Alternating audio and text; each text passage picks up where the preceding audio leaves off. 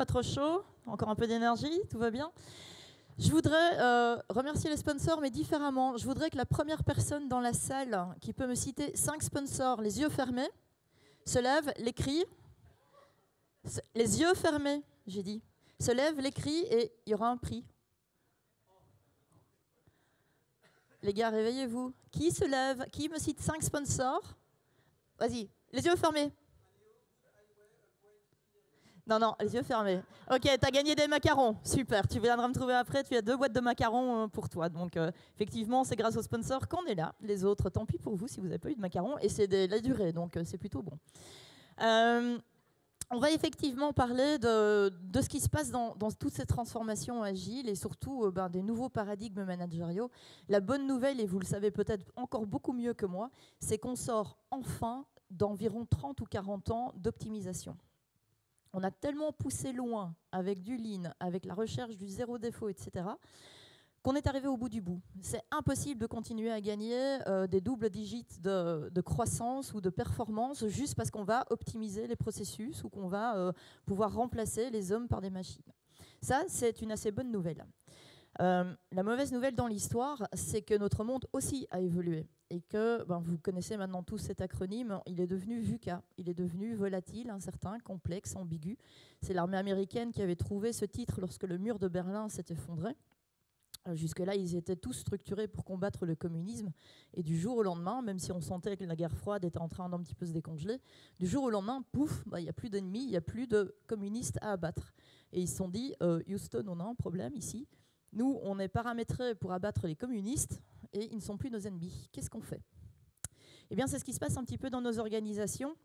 J'ai assisté à plusieurs ateliers, on a parlé d'ubérisation, etc. Donc des petits poussés qui viennent chatouiller les pieds de grandes organisations qui sont là depuis très longtemps et dans plein de secteurs de l'économie, et on ne les voit pas arriver.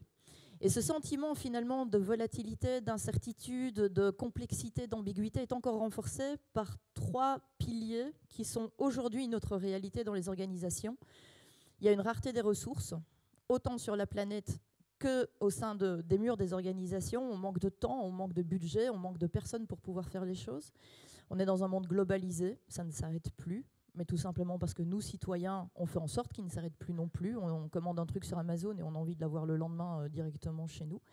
Et puis on venait face à cette révolution de la technologie et de l'information.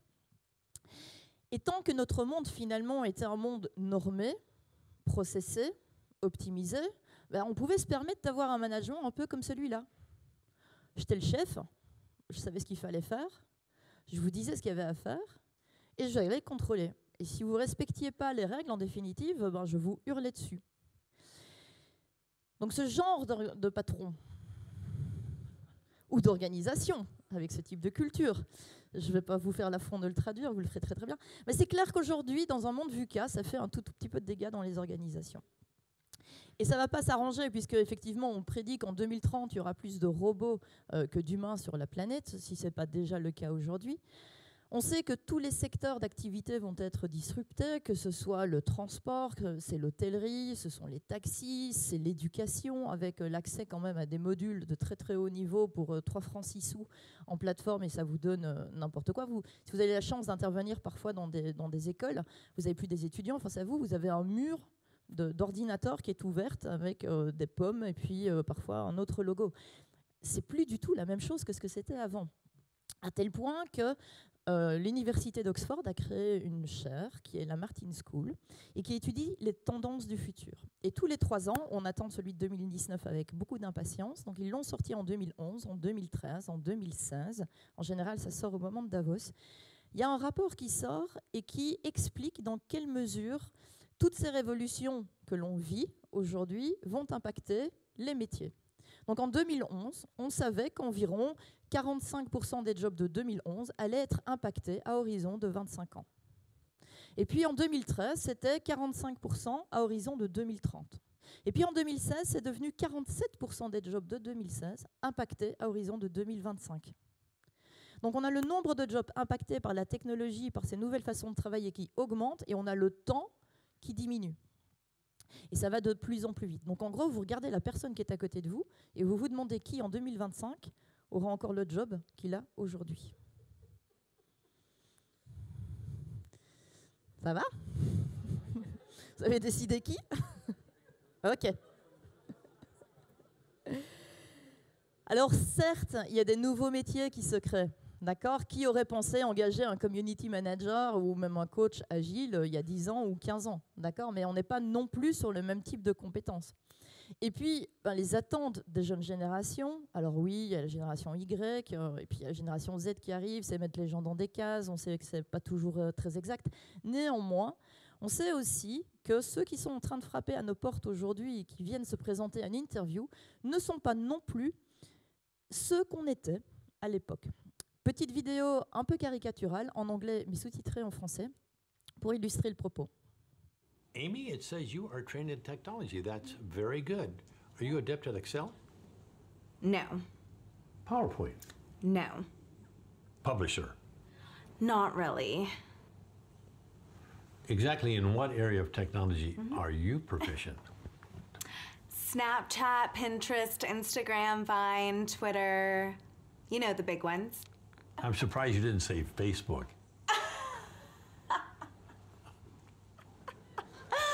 That's for old people, like my parents.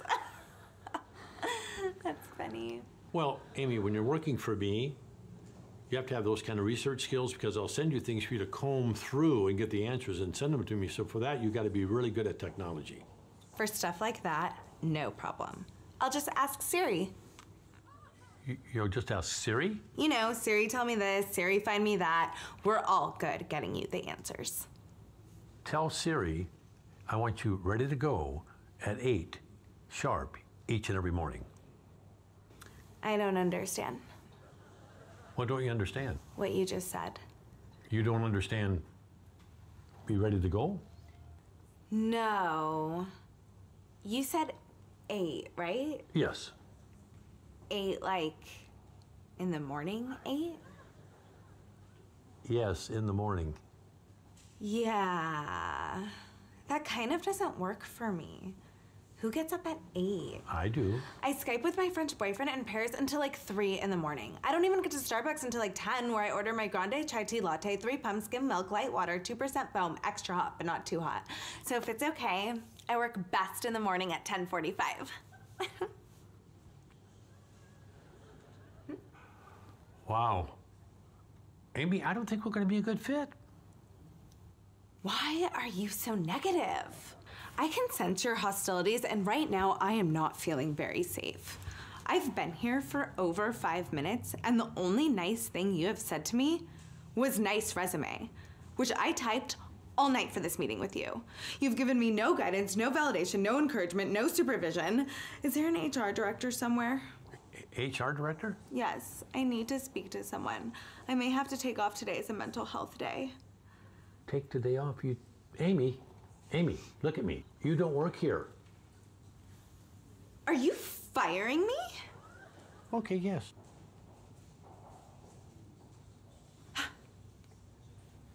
Moi, je vous le dis, on n'est pas sauvés. Hein. Fondamentalement, on n'est absolument pas sauvés. Et c'est vrai que tout ça, toutes ces perturbations, tous ces changements, toute cette disruption qui arrive, ça va secouer méchamment, et ça secoue déjà méchamment depuis quelques années dans nos organisations. Alors on peut s'asseoir et pleurer en se disant « Oh là là, c'est la cata ici, mon monde est VUCA, j'ai des fous furieux qui frappent à ma porte en se demandant à quelle heure ils pourront bien commencer à travailler, et voire même s'ils devront venir jusqu'au bureau pour travailler. » Ou on peut réagir. Et la façon de réagir à un monde VUCA, ça va être de construire un monde qui est collaboratif et agile. Quelque part, c'est là la première raison du pourquoi de l'agile. C'est tout simplement pour permettre au monde de s'adapter à ce qu'il crée en permanence. Et on va opposer à la rareté des ressources l'innovation frugale. Essayer de faire finalement avec ce que l'on a sous la main, un peu comme les chasseurs de l'Amazonie ou dans le Grand Nord. On ne va pas tuer tout le troupeau de bêtes qui nous passe devant parce qu'on n'a pas de frigo. On va juste utiliser les ressources dont on a vraiment besoin. Et de façon parfois très créative. On va aussi essayer de mettre de l'humain au centre des préoccupations plutôt que de se laisser manger par ce monde qui est global. Se dire qu'on est des êtres humains et construire une relation chaleureuse entre nous plutôt que d'être des segments de marché ou des numéros ou des codes barres. Et puis, certes, il y a une révolution de la technologie. Vous n'êtes pas adepte de cette technologie et vous connaissez quelqu'un qui l'est, eh bien c'est super. En fait, l'idée, c'est de rester interconnecté intelligemment et de pouvoir aller chercher la ressource vers la connexion par rapport à ce dont on a besoin. Et donc, on a connu des années, finalement, de transformation totalement mécanique, avec des très grosses boîtes de conseil qui descendaient dans les organisations, qui avaient des plans et c'était du déroulé. Et on va essayer de passer à des transformations à impact positif et pérenne. Parce qu'à force, finalement, d'avoir tout optimisé, on a oublié que derrière ces processus, derrière ces procédures, derrière ces méthodologies, c'était des femmes et des hommes, c'était vous et moi qui étions derrière. Je suis passée par un énorme burn-out. À moins de 30 ans, j'étais déjà DRH au niveau international. À moins de 35 ans, j'étais vice-présidente d'une boîte cotée en bourse à la tête des ressources humaines. Et à moins de 40 ans, je faisais mon burn-out. J'ai pris le mur, mais de front. Et je l'ai pris en me disant, peut-être que je vais m'en sortir, peut-être pas. J'ai été vraiment très très loin. Et je me suis promise que si je m'en sortais, plus jamais je ne serais malheureuse au travail. Et quand j'ai trouvé le courage d'enlever la double négation, ne pas être malheureux au travail, ça veut dire être heureux au travail, je me suis dit oui, peut-être que je peux recommencer à travailler. Parce que je ne sais pas si vous en êtes conscient, mais si vous bossez 35 heures par semaine pendant 45 ans, ce qui est la durée d'une carrière, vous allez passer 71 000 heures de votre vie au travail. C'est 8 ans et demi de votre vie mis bout à bout. Se dire que le bonheur n'a pas de place dans ces 8 ans et demi, je trouve ça suicidaire. C'est pas mis dans le contrat de travail qu'on peut être heureux, mais c'est votre droit le plus intime de pouvoir vous l'octroyer, ce droit. Et donc les transformations positives et pérennes, eh bien, c'est en mettant l'humain au centre, le bonheur au travail, en mettant ce qui vous rend heureux, en mettant ce qui met vos clients heureux, et ça fera des actionnaires heureux, qu'on va y arriver. J'ai toujours réussi à tomber dans des boîtes qui étaient en restructuration. Je ne sais pas comment j'ai fait, mais chaque fois que j'arrivais, la semaine qui suivait, on annonçait une restructuration. Donc j'en ai vécu des grosses, des petites. Je suis passée dans l'équivalent de Carrefour en Belgique, dans l'équivalent de France Télécom en Belgique, etc. Donc des grosses coupes budgétaires, des grosses coupes humaines, etc. Et quand je réfléchis aux transformations, l'image qui me vient, c'est l'image d'un sport, ou plutôt d'un art japonais. C'est le Yabusame. Le Yabusame, c'est cet art finalement d'être harnaché comme un samouraï. Vous êtes sur un cheval lancé au galop. Et en 255 mètres, vous devez décocher 3 flèches qui doivent toucher 3 cibles. C'est ça une transformation. Pour moi, l'organisation, c'est le cheval. Pendant une transformation, l'organisation, elle ne s'arrête pas. On ne va pas tout mettre à plat en disant « Oh, attends, on va faire une transformation, ici, on arrête tout le business, ça va aller beaucoup plus vite. » Non, absolument pas. Ça continue et ça a son rythme. Et ceux qui agissent au niveau de la transformation, ils doivent capter ce rythme. Ils doivent pouvoir l'influencer. Ils doivent parfois tenir compte de contextes de vêtements qui ne leur collent pas vraiment à la peau, de difficultés de rôle qu'on assigne. Ils doivent identifier les cibles. Qu'est-ce que vous voulez vraiment faire en termes de transformation? Et se dire, en fait, vos flèches, ce seront vos vecteurs de mutation. Je trouve qu'il y a, alors on peut dire que c'est un effet de langage, peut-être.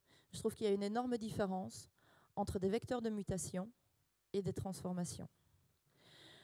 Quand on regarde une transformation, on va mettre sur la table des moyens et des personnes, des équipes, des gens, vous, moi, qui allons être impactés. Et on va pouvoir prendre des actions qui sont plus ou moins tangibles. On parle de transformation digitale, on parle de transformation d'environnement de travail, on parle de transformation RH. Pour moi, ce n'est absolument pas des transformations. Ce sont juste des outils plus ou moins tangibles. La gouvernance, tout ce qui est compliance, tout ce qui est risk management, le design thinking, qui est une autre façon finalement de réinventer l'innovation, ça, ce sont des vecteurs de mutation. Ce sont vos flèches. C'est ce que vous allez pouvoir utiliser pour atteindre une cible qui est votre transformation. Et votre transformation, elle peut être à 3 niveaux. Et plus vous montez dans le côté humain et dans le côté intangible, plus c'est compliqué. J'entendais Pierre Danéo qui expliquait effectivement la difficulté parfois rencontrée quand on essaye de toucher les transformations culturelles. C'est bien là qu'effectivement ça réside. Une transformation organisationnelle, on va pouvoir effectivement cadrer parce qu'on est sur les façons de faire, les façons de travailler. Une transformation expérientielle, c'est finalement la façon dont vous allez vivre à l'intérieur de l'organisation, dans la relation client ou en tant que client, ce qu'on vous propose. Mais la transformation culturelle, on va intégrer tout ça. Ça deviendra tellement naturel que vous ne vous poserez même plus la question de savoir si ou pas c'est ce qui fait votre ADN. Et donc, on a des vecteurs de mutation qui nous permettent d'atteindre des transformations. Et la façon d'y arriver, c'est à travers cette cheville ouvrière qui parfois est bien fragile, qui est le management ou la culture managériale. C'est à travers la co-création, parce qu'on aura plus d'intelligence dans plusieurs têtes que dans une seule, et ça va nous permettre de faire adhérer les collaborateurs à ce que l'on veut faire.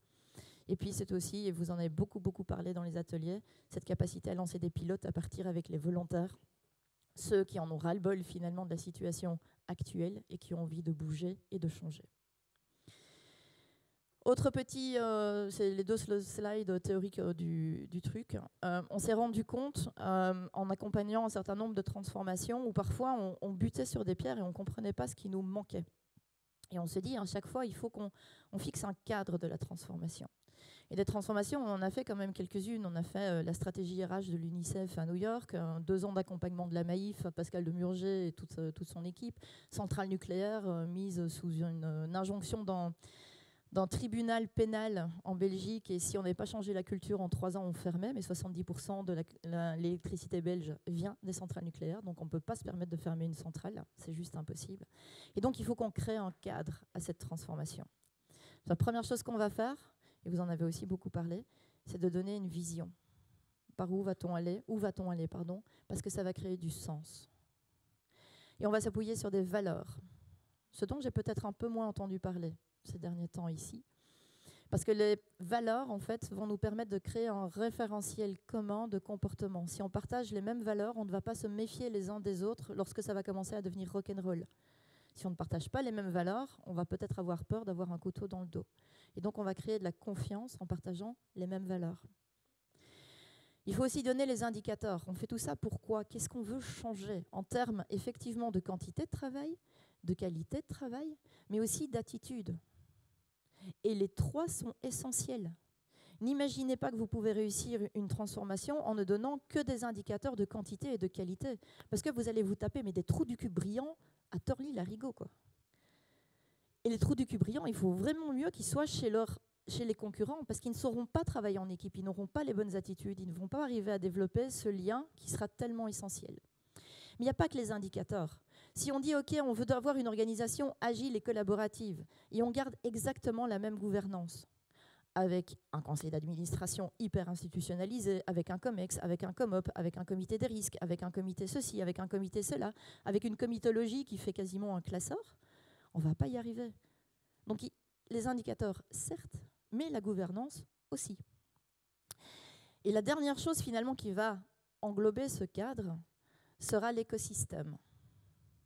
L'écosystème, ce sont vos partenaires, ce sont vos fournisseurs, c'est peut-être vos partenaires sociaux, les syndicats. Ce sont aussi parfois les commerçants de quartier. On est aujourd'hui sur une très grosse transformation dans la plus grosse collectivité territoriale en Wallonie, et on va les faire déménager à 850 mètres. J'ai un préavis de grève depuis le 28 février qui court jusqu'au 31 décembre. Mais ce n'est pas tout. J'ai aussi la communauté des commerçants qui a été déposé plainte au gouvernement wallon en disant que s'ils bougeaient à 850 mètres, c'était tout le pôle économique qui allait devoir se déplacer. On n'avait absolument pas tenu compte de l'écosystème. Et donc on se retrouve avec des cailloux dans la chaussure, finalement en train de se dire mais qu'est-ce qu'on a raté? On a raté ça. Et quand on a l'écosystème avec nous, en fait, c'est l'impact qu'on va démultiplier. Et tout à l'heure, quand on parlait des indicateurs et de la gouvernance, c'est la pérennité qu'on va démultiplier, parce qu'on va choisir les indicateurs qui seront durables. Une fois que vous avez ça, vous allez pouvoir effectivement jouer sur votre structure, sur votre culture, sur vos méthodes, vos processus et votre environnement de travail. Si vous alignez la structure avec la façon de travailler, les outils de travail, vous allez gagner en performance. Si vous alignez votre structure avec votre culture, vous allez augmenter l'engagement. Parce que tout fait sens, tout est cohérent. Si vous alignez votre culture avec, effectivement, vos outils de travail, c'est l'expérience du salarié que vous allez améliorer. Et au centre, c'est ce qui fera que c'est vous, et ce n'est pas votre concurrent. Et c'est uniquement quand vous aurez mis une réponse sur chacun des éléments qui sont là, que vous allez pouvoir commencer à travailler, à définir une stratégie business, et donc des plans d'action et des plans d'investissement qui ne touchent pas au capital, et une stratégie humaine, qui est la façon en définitive de faire vivre les hommes et les femmes qui composent votre organisation.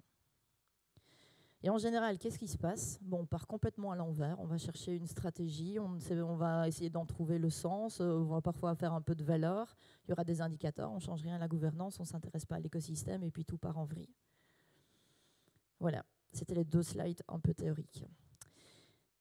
Vous le savez comme nous, une transformation, c'est jamais aisé.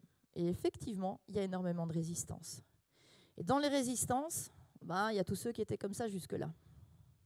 Et nous, on voudrait, et j'ai fait le slide avant le dernier épisode. Jon Snow, j'ai toujours eu un faible. Et donc, on s'est dit, mais comment on fait passer nos chefs de là à peut-être là? Je ne sais pas si c'est Jon Snow qui est bien ou pas à la fin. En tout cas, charismatique, le gars, il arrive à aligner des tribus pour défendre un intérêt commun. Et on s'est dit, au fur et à mesure des projets, on a d'abord trouvé 7 paradigmes managériaux, et puis on s'est dit, non, il nous en manque, parce qu'on continue à buter, et donc c'est quelque part des outils qui s'améliorent au fil du temps grâce à nos clients. 9 paradigmes, 3 qui tiennent à vous, 3 qui tiennent à l'équipe, 3 qui tiennent à l'organisation. Le premier qui tient à vous, c'est est-ce que vous avez une appétence, un appétit ou pas pour le changement, ou est-ce que vous êtes plutôt orienté tradition? Effectivement, ça va changer beaucoup de choses. Mais regardez une maison comme Hermès, si on ne respecte pas la tradition, c'est juste la catastrophe. Tout le côté artisanal du produit est basé sur la maîtrise parfaite, quelque part, de la tradition. Donc le but ici n'est pas d'être tout ceci et rien du tout de l'autre côté, c'est de savoir où vous devez placer le curseur pour pouvoir effectivement faire pivoter l'organisation par rapport à la transformation et de savoir où vous vous situez. Donc, agent de changement ou plutôt tradition? Ce qui dépend aussi de vous et de personne d'autre, c'est si vous vous sentez à l'aise avec l'audace ou plutôt la prudence. J'aime beaucoup cette phrase de Cocteau qui dit effectivement l'audace c'est de savoir jusqu'où on peut aller très loin. Et il y a beaucoup d'organisations qui sont super audacieuses. Il y a des patrons, parfois on se dit waouh, c'est des vrais mavericks. Le problème en fait c'est que quand on gratte un petit peu le vernis, on arrive à ça. Nous cherchons quelqu'un pour mettre en place des stratégies innovantes et audacieuses afin de maintenir le statu quo. Et je suis sûre que vous avez aussi parfois probablement rencontré ce genre de réaction. 3e paradigme qui ne tient qu'à vous, c'est celui de la confiance ou du contrôle. Exactement, merci pour la bande-son. Est-ce que vous êtes quelqu'un qui fait confiance a priori, c'est-à-dire que vous n'attendez même pas de connaître 100% la personne, même pas de savoir si elle va atteindre les résultats pour directement lui accorder votre confiance, ou est-ce qu'il vous faut effectivement tous les indicateurs au vert et 10 ans d'expérience pour pouvoir accorder votre confiance? On sait également que si le contrôle n'est jamais là, ça va être à nouveau un petit problème. Donc on est toujours sur une notion de curseur. Et là aussi, la confiance, c'est par rapport à un cadre qui est bien défini. Il faut s'assurer que la personne à qui vous allez accorder votre confiance a bien compris votre projet. Parce que sinon, ça peut être un peu problématique. 3 paradigmes qui dépendent de l'équipe. C'est-à-dire que même au périmètre finalement d'un département, d'une direction, si toute la boîte n'y est pas, on peut avoir une influence, on peut agir. La première, c'est est-ce que vous donnez la priorité au sens ou est-ce que vous donnez la priorité aux règles?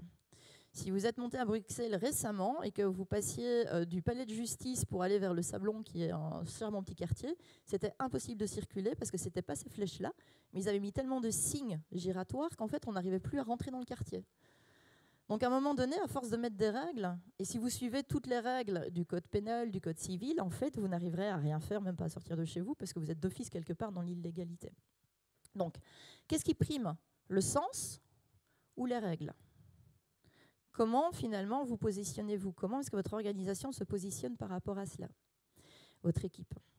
Il n'y a pas de présentation réussie sans Barack Obama dedans, donc voilà, c'est check, de fait.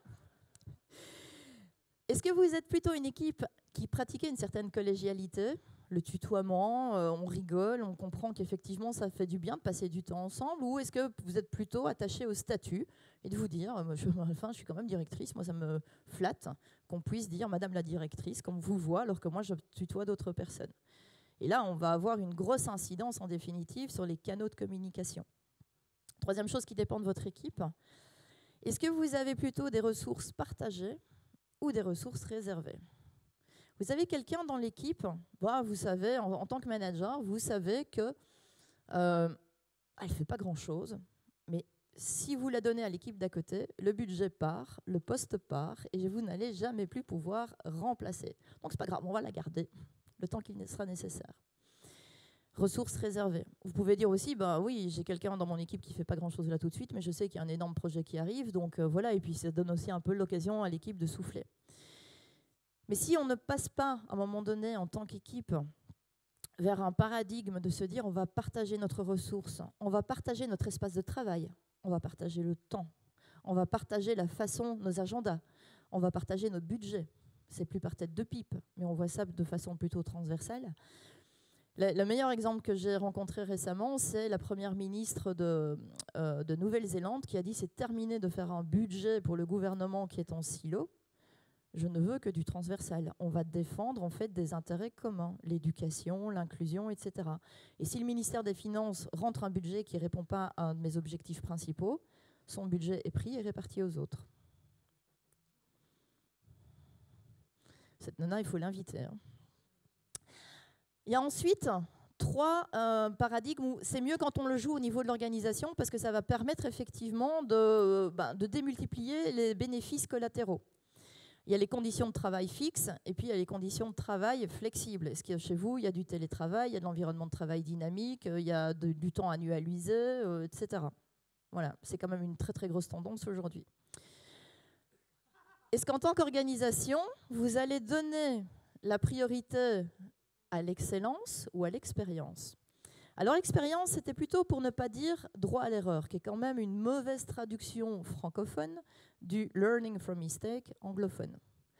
On apprend de ses erreurs aux États-Unis et au contraire, quelqu'un qui ne s'est jamais planté, qui n'a jamais trébuché, on ne comprend pas très très bien comment il est arrivé là. A priori, c'est plutôt douteux.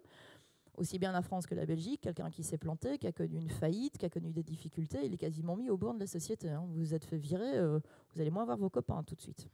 Ou en tout cas, ils vont diminuer. L'excellence, c'est mettre une pression absolument monstrueuse sur les gens. Enfin, c'est pénible d'être excellent. Il faut tout le temps faire attention. Et puis vivre à côté de quelqu'un d'excellent, c'est pénible aussi, parce que c'est aveugle. Donc, à un moment donné, c'est à nouveau où est le curseur? Est-ce qu'on peut faire des pilotes? Est-ce qu'on peut faire des éléments quelque part beaucoup plus créatifs sans pour autant toucher directement toute l'organisation? Et le dernier, c'est celui qui aujourd'hui paralyse le plus les organisations. C'est êtes-vous une organisation plutôt transversale? Et on va rebondir quelque part sur la notion de ressources partagées également. Ou est-ce que vous êtes plutôt une organisation par silo? Vous êtes plutôt par processus et par projet? Ou vous êtes plutôt par expertise? Et là, c'est ce qui s'affronte le plus au niveau organisationnel aujourd'hui. Tous les processus RH sont construits pour des organisations en silo. Tout a été négocié avec les partenaires sociaux qui sont structurés en silo. Et donc, quand on veut faire du transversal, on va arriver dans une certaine mesure, mais si on ne met pas à plat tout ce qui est RH, tout ce qui est relations sociales, voire même au niveau de la loi sur le contrat de travail qui devrait franchement évoluer, eh bien, on ne va jamais arriver à avoir finalement cette fluidité, cette agilité dans l'organisation. Voilà donc comment ça se résume. 3 qui sont liés à vous, 3 qui sont liés à l'équipe et 3 qui sont liés à l'organisation. Pardon, voilà, ça c'est la photo complète. L'instant photo. Alors comment ça marche ou qu'est-ce que ça donne finalement quand on arrive à jouer sur ces paradigmes managériaux? L'idée déjà c'est de savoir comment se positionne votre boîte, quelle est sa culture actuelle et celle qui serait désirée. Comment vos managers se positionnent et comment ils devraient se positionner. Donc il y a des notions effectivement d'assessment, d'évaluation, de rapport, etc. Mais c'est finalement ce qui va vous permettre, en étant individualisé et votre propriété unique en tant que manager ou personne qui allait recevoir ce rapport, c'est votre responsabilité d'en faire quelque chose. Vous avez la liberté de ne rien en faire, mais vous avez la responsabilité d'en faire quelque chose si vous sentez que vous n'êtes pas en adéquation. C'est ce qu'on a fait quand on a transformé, et je vous en ai parlé tout à l'heure quand j'ai commencé, la sécurité sociale belge. Pour faire une histoire très très courte, en 2005, on se rend compte que sur 103 000 citoyens belges qui ont postulé pour devenir fonctionnaires cette année-là, il y en a très exactement 0 qui ont postulé pour être à la Sécu. 0 sur 103 000, il n'y en a même pas un qui s'est trompé de case, quoi. Il y avait 14 ministères, non, ils ont bien fait, pas la Sécu, oh là là. On avait le taux record de départ volontaire de fonctionnaires d'une administration au niveau belge. Très joli. Et on avait 40% de la population qui, entre 2005 et 2015, partait à la retraite. Et la Sécu, c'est quand même le sujet préféré entre les Wallons et les Flamands pour se taper dessus. Donc c'est comme un joujou, on ne peut pas casser le joujou, il faut le maintenir en vie. Donc on s'est dit que s'il fallait effectivement survivre, nous allions devoir réinventer profondément notre culture. C'était notre seul argument concurrentiel, puisqu'on n'a rien pour se battre contre les autres ministères, et on paye 25% de moins que le marché, en ayant en plus cette merveilleuse réputation à offrir à nos collaborateurs d'être agents de la fonction publique. Ce qui fait qu'on est moins invité à aller manger chez les amis aussi, sauf les amis qui ont un problème d'impôt ou ce genre de choses. Et donc, réinventer, ça a été quoi? On a profité d'un déménagement et on a proposé en 2009 un nouvel environnement de travail avec 7 bureaux pour 10 personnes, plus de bureaux pour qui que ce soit, même pas pour le président, sachant que c'est le roi, ministre, président de ministère. On a travaillé les objectifs collectivement pour les fixer, pour les évaluer quand les équipes étaient effectivement matures. On a ouvert le droit au télétravail jusqu'à 3 jours par semaine. On a eu le premier centre d'appel de Belgique en télétravail. C'est assez débile de demander aux gens de prendre un transport en commun pour venir décrocher une ligne en voice over IP alors que tout se gère à distance.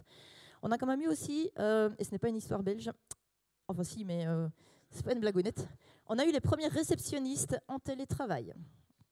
Non pas parce qu'elles avaient un hologramme à la façon politique que je ne retombe plus sur le nom de votre politicien, mais bref. En fait, on leur a dit, les filles, franchement, on est désolé pour vous, mais vous êtes dans les 8% de jobs qui ne peuvent pas faire du télétravail. On a un ministère social, c'est quand même super mieux que vous soyez à votre bureau pour accueillir les citoyens plutôt que dans votre salon. Je ne suis pas sûre que vous allez apprécier le flux de citoyens qui déballe. Et donc, ces collaboratrices, en fait, on a des centres en région. Et en région, elles sont super copines avec les assistantes administratives qui, elles, ont le droit de télétravailler. Et donc, l'assistante administrative en région a pris 3 jours de télétravail, les a partagés avec sa copine réceptionniste. Quand la réceptionniste faisait du télétravail, elle faisait le boulot de l'assistante administrative. Et l'assistante administrative faisait le boulot de la réceptionniste plus son boulot. C'est 2 niveaux, 2 barèmes différents, 0 négociation salariale. Et voilà. Parfois, on pense des trucs en se disant « mais c'est juste pas possible ». Et quand on ouvre effectivement, comme vous l'avez dit et répété, la créativité, l'intelligence collective, quand on donne le droit à laisser, etc., on arrive à des choses absolument extraordinaires. Au niveau manager, on s'est dit « bah oui les gars, on va pas vous bassiner avec il faut être plus dans le leadership, plus dans le coaching, plus ceci, plus cela ». On a développé des don't-do's. On leur a dit « arrêtez de faire des trucs, mais commencez à faire d'autres. Arrêtez de motiver vos équipes. Pitié, arrêtez, ça sert à rien. » Il n'y a qu'une seule personne au monde qui peut vous motiver, c'est vous-même. Il n'y a que vous qui savez ce qui vous fait sortir du lit le matin. Votre boss n'en sait rien. Sauf si vous dormez avec votre boss, mais là, on n'a pas du tout le temps d'aborder la question. Par contre, j'en vois un qui est terrorisé. Il y a une image mentale qui s'est créée. Par contre, faites confiance, offrez votre confiance a priori, vous ne prenez aucun risque. La personne à qui vous allez faire confiance a priori va être tellement fière que vous lui faites confiance qu'elle va tout faire pour la respecter. Et si elle ne respecte pas votre confiance ou qu'elle la refuse, eh bien vous êtes dans une relation dans laquelle il n'y a pas de confiance, donc on est dans une relation de contrôle. Donc en définitive, faire confiance a priori, c'est 0 risque. On leur a dit aussi, les gars, arrêtez de réfléchir. Mais apprenez à réfléchir vers développement durable, responsabilité sociétale. Pensez à ce que vous faites. Pensez si ce que vous faites fait du sens. On leur a dit aussi, les gars, arrêtez de travailler. Il y en a qui ont dit, ah, enfin, c'est officiel. Non. Mais prenez du plaisir dans ce que vous faites. Trouvez ce qui vous fait plaisir, que vous faites bien et qui est utile à l'organisation. La combinaison de ces 3 éléments, je fais bien ce que j'aime faire et c'est utile, va vous amener automatiquement vers une zone où vous serez en train de cultiver votre bonheur au travail. C'est pas compliqué. On leur a dit aussi, les gars, arrêtez de vous plaindre, commencez à innover, sachant que la compétence innovation en Belgique pour les fonctionnaires n'est que pour les universitaires. Si vous n'êtes pas universitaire, il est illégal d'innover. C'est véridique. Et ça marche pour les syndicats aussi. Et enfin, arrêtez de gérer, apprenez à aimer. Cette photo, je l'ai toujours gardée parce que je l'ai trouvée avant qu'il n'ait eu son accident et je trouvais que c'était La Formule 1, c'est un truc, je n'y connais pas grand-chose, mais c'est un truc pour moi de processus d'optimisation à tout crin, etc. Et ce qu'on voit là, c'est pas que des processus et pas que de l'optimisation, c'est vraiment de l'amour. Et c'est finalement cette relation qu'on doit arriver à développer avec nos collaborateurs ou nos collègues ou notre boss. Tout ça pour faire quoi ? Ben, si on donne de la liberté, de la responsabilité, qu'on change les paradigmes managériaux au niveau de la sécurité sociale belge et qu'on change absolument tout. J'ai entendu commencez pas tout partout, etc. en même temps. Nous, on a tout fracassé, hein, mais tout en même temps. On les a jetés dans une piscine. On a fait un petit peu de pilote avant, mais pas autant que ce qu'on aurait dû. On a fait 12 millions d'économies d'euros en frais immobiliers. On a diminué par 2 nos frais de maintenance parce que les gens, quand ils déménagent, et que c'est un environnement de travail dynamique, ils ne bougent plus les bureaux, plus les armoires, ils vont juste s'installer ailleurs. On a diminué par 2 nos frais d'énergie. On a diminué de 84% en dématérialisant énormément de documents nos frais de reprographie. On avait 92% de la population qui pouvait télétravailler. On a eu 0 jour de grève parce qu'on est toujours resté dans le dialogue social et dans le respect. 75% des équipes faisaient leurs évaluations en équipe et fixaient les objectifs collectivement. Le minimum que l'on a rencontré, c'est plus 20% de productivité. Minimum. Et ce n'est pas arrivé que chez nous. Je vais vous montrer tout de suite après. Il n'y a pas que la performance qui compte, il y a le bonheur des personnes aussi. Sinon, ça ne fait pas de sens. En 2012, on était une des 3 boîtes les plus sexy de Belgique. On a croulé sous toutes les récompenses possibles et imaginables. On croulait sous les candidatures spontanées. 1 leader sur 2 était une femme. C'était les papas et les jeunes grands-parents qui prenaient les temps partiels et plus les mamans. 69% des personnes faisaient du télétravail. Un tiers faisait 1 jour, un tiers 2 jours, un tiers 3 jours. Et c'était fluctuant selon la météo. Donc plus de télétravail en été, moins en hiver, parce qu'on ne payait aucune indemnité, donc ça coûte plus cher de se chauffer et de s'éclairer en hiver qu'en été.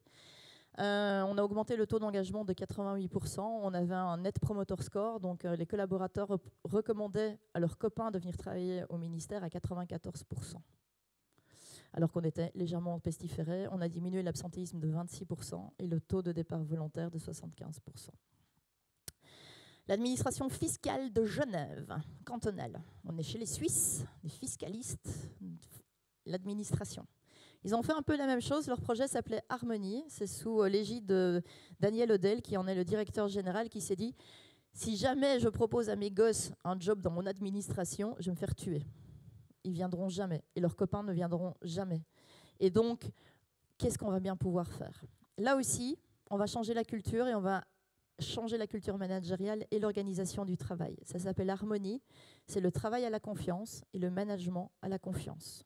Arrêter d'enregistrer le temps de travail, les horaires flexibles, ouvrir le télétravail, malgré que ce soit des données extrêmement sensibles, puisque ce sont les impôts de tous les citoyens et de toutes les organisations basées dans le canton de Genève, qui passent finalement dans les mains de ces collaborateurs. Ça a été un trajet d'accompagnement, c'est toujours le même. C'est toujours la même suite que l'on passe. On inspire, je l'ai entendu tout à l'heure, c'est inspirer, pas copier. Jamais faire du copier-coller, ça ne marche pas. Donc aller chercher des idées, définir le cadre, partager, échanger, déployer et gérer les résistances, expérimenter, apprendre la transformation, suivre, évaluer, adapter, ancrer. Et on a fait, mais de toute façon, vous aurez les slides. Donc finalement, c'est le trajet que l'on a fait. Ce qui est important dans un projet, c'est d'en donner le sens, donc de définir des fondamentaux desquels on ne dérogera jamais. Parfois, ils sont co-créés avec les pilotes. Parfois, c'est vraiment la volonté du comité de direction, mais qui va expliquer à ce moment-là le pourquoi. Ce qui s'est passé, après 1 an de projet, ils ont augmenté de 10% la productivité. Ils pleuraient pour avoir des ressources supplémentaires. En fait, en fixant collectivement les objectifs, ils ont remarqué qu'il y avait 8 équivalents temps plein qui étaient mal utilisés dans l'organisation et des équipes qui souffraient effectivement de manque de ressources, et ça a permis de réallouer les choses. Ils ont diminué de 8% l'absentéisme en 1 an. Ils ont augmenté, et je n'ai plus le pourcentage, donc j'ai mis 0, mais je sais que le nombre de femmes cadres, parce que c'est tellement plus flexible qu'en fait, on ouvre les fonctions supérieures aux femmes qui, jusque-là, se disent « mais je n'ai pas arrivé à concilier maman, enfant et mon boulot ». Et 94% de satisfaction pour les fonctionnaires qui ont rejoint le projet. Il y a 86% qui ont rejoint le projet aujourd'hui, puisque c'est sur base volontaire.